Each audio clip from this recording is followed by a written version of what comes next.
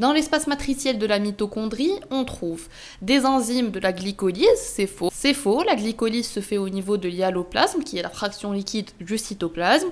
Une concentration très élevée de protons, c'est faux. Plusieurs copies identiques d'ADN circulaire, c'est juste. Les enzymes nécessaires à l'oxydation du pyruvate et des acides gras, c'est correct aussi. Au niveau de la mitochondrie, on a une oxydation du pyruvate, c'est-à-dire sa transformation en acétylcoenzyme A, mais aussi l'oxydation d'acides gras. Un individu exerçant une activité modérée consomme 7500 kJ par 24 heures, c'est-à-dire 1793 kcal par 24 heures, sachant que l'énergie fournie par l'hydrolyse d'une mole d'ATP en ADP plus PI est 30,5 kJ, c'est-à-dire 7,3 kcal, et sachant que la masse molaire de l'ATP est 500 g par mol, on nous demande de calculer la quantité d'ATP produite en 24 heures, la quantité d'ATP consommée en 24 heures, en unité de masse et en nombre de moles. Tout d'abord, la quantité d'ATP consommée est égale à la quantité produite pour assurer ce qu'on appelle une homéostasie énergétique, c'est-à-dire un équilibre entre la production et la consommation. Pour avoir la quantité d'ATP produite ou consommée en mol, on divise les 7500 kJ par 24 heures par les 30,5 kJ fournis par l'hydrolyse d'une mole d'ATP. Ça fait environ 246 mols, donc la proposition A est correcte. La proposition C est fausse. En unité de masse, si on veut calculer, on multiplie les 246 mols par la masse molaire de l'ATP, c'est-à-dire 500 g par mol. On obtient 123 000 g, c'est-à-dire 123 kg. Donc la proposition B est fausse, la proposition D est la proposition correcte.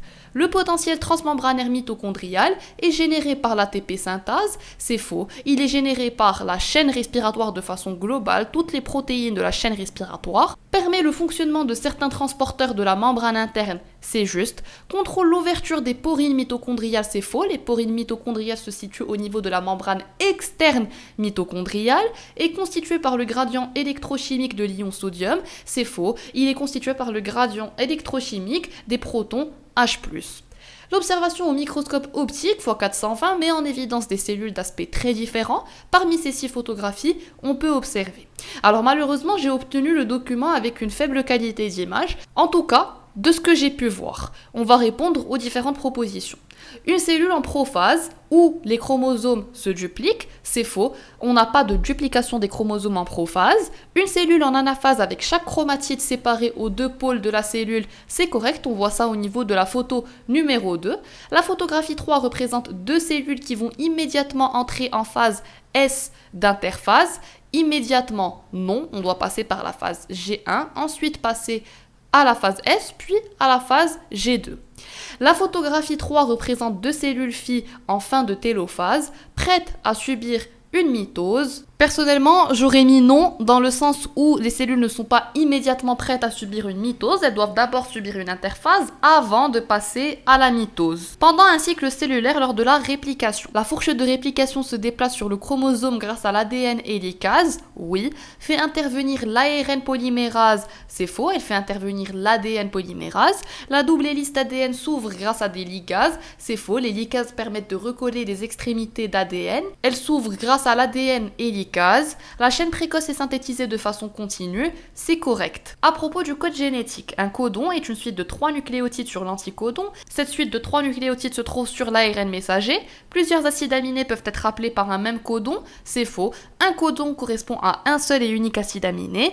Plusieurs codons différents peuvent appeler un même acide aminé, c'est correct. Prokaryotes et eucaryotes partagent le même code génétique, c'est juste parce que le code génétique est universel. Tous les êtres vivants ont le même code génétique, qu'il soit prokaryote ou eucaryote. Au cours de la méiose, la quantité d'ADN Q de la cellule mère en G2 évolue dans le noyau de chaque cellule formée. Donc en fait, on nous demande la quantité d'ADN en fin de division 1, c'est-à-dire en fin de division réductionnelle, mais aussi en fin de division équationnelle. Si pendant la phase G2, on a une quantité d'ADN Q, la première division, c'est-à-dire la division réductionnelle, réduira cette quantité d'ADN par 2, on aura donc une quantité Q sur 2. Pendant la division équationnelle, on aura encore une fois une réduction par 2, et donc on aura au final une quantité d'ADN Q sur 4.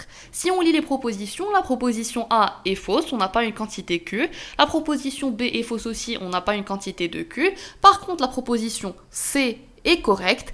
La proposition D, parce qu'en fin de division 2, on a une quantité de Q sur 4. Si vous voulez accéder à l'intégralité de cette vidéo en plus d'un contenu exclusif, à savoir des vidéos de cours résumés adaptés au cadre référentiel du concours commun d'accès aux facultés de médecine générale, dentaire et pharmacie, plus de 500 QCM de cours qui vous permettront de mieux comprendre les notions abordées et de vous entraîner à résoudre des QCM, plus de 30 concours corrigés, des concours blancs corrigés, un accès à un groupe WhatsApp de préparation au concours et un support personnalisé sur WhatsApp en cas de questions.